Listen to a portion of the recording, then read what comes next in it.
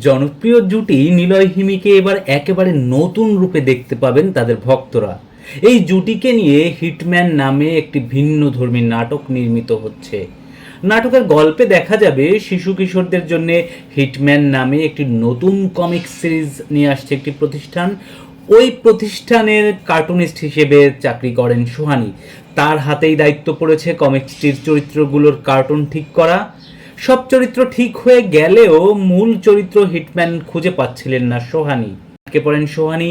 একই সময়ে চাকরির ইন্টারভিউ দিতে যাওয়ার পথে রাকিব রাস্তায় ঝামেলায় জড়িয়ে পড়েন কয়েক ব্যক্তির সঙ্গে।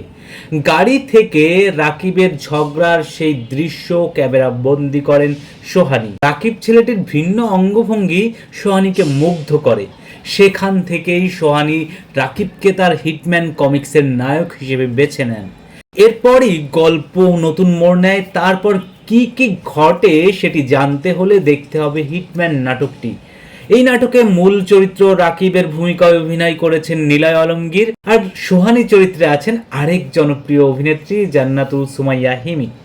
নাটকটি চিত্রনাট্য পরিচালনা করেছেন তারিক মোহাম্মদ হাসান।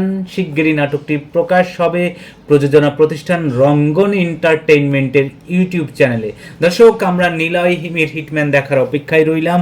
সাবস্ক্রাইব করে সঙ্গে থাকুন আমাদের পার্শ্বচিত্র চ্যানেলে।